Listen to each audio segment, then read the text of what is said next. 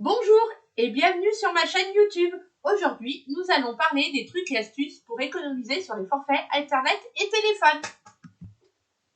Nous allons maintenant parler du forfait box Internet. Vous avez deux possibilités, soit adhérer à la DSL, soit à la fibre.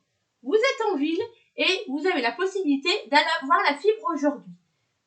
Pour savoir si vous allez prendre la fibre ou pas, c'est simple. Vous regardez l'utilisation que vous faites d'Internet. Si vous avez une utilisation simple comme naviguer seulement sur Google ou voir la météo ou voir vos mails, la DSL suffira. Sinon, si vous faites des utilisations comme regarder des films ou être gamer ou gameuse, là, il faudra la fibre. La fibre est légèrement plus chère que la DSL. Donc, faites attention lors de votre choix. Pour votre opérateur, privilégiez les opérateurs low cost qui proposent un tarif fixe sans engagement. Très souvent, chez les autres opérateurs, vous allez avoir un tarif avec un engagement d'1 an qui sera pas cher la première année, mais qui va pratiquement doubler la deuxième année. Donc, pour ne pas oublier de se désengager au bout d'1 an, on préfère prendre un fournisseur low cost là où vous n'aurez pas à penser à changer d'opérateur. Concernant le téléphone, vous pouvez le prendre chez le même opérateur. C'est souvent plus avantageux et il vous propose des forfaits globaux. Au niveau du téléphone, on va choisir son téléphone en fonction de son besoin.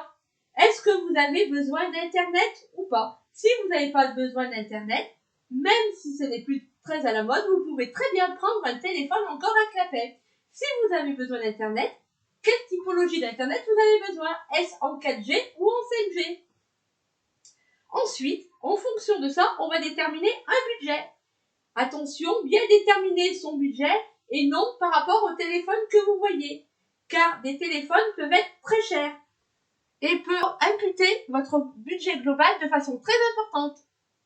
Donc, pour choisir ce téléphone, il va falloir regarder avec les différents types de téléphones qui existent, soit les smartphones, soit les iPhones. Attention, toujours, de ne pas tomber dans le téléphone haut de gamme qui pourrait être proposé par votre opérateur en plusieurs fois, ce qui vous coûterait à la sortie très cher. Ces smartphones peuvent aller de 119 à 1369 euros. Pour pas imputer votre budget global, optez pour un smartphone avec les fonctionnalités que vous avez besoin. À partir de 169 euros, vous aurez un smartphone avec toutes les fonctionnalités. Les smartphones de marque distributeur, pour moi, fonctionnent extrêmement bien et sont beaucoup moins chers que les grandes marques. Aujourd'hui, on parle beaucoup de l'occasion. Moi, je suis une adepte de tout ce qui est occasion. Par contre, tout ce qui est téléphone, tout ce qui est ordinateur, je ne le préconise pas forcément, car c'est des produits qui sont très très vite obsolètes. Donc, pour moi, je pense qu'il vaut mieux partir sur un produit neuf premier prix qu'un produit d'occasion. Je pense qu'il fonctionnera beaucoup plus longtemps. Ma prochaine vidéo sera dans 2 semaines. Alors, n'hésitez pas à proposer tous les sujets qui vous préoccupent et que vous souhaitez que je traite. Et si tout cela vous intéresse, n'oubliez pas à vous abonner à ma chaîne. Passez une bonne semaine. À plus!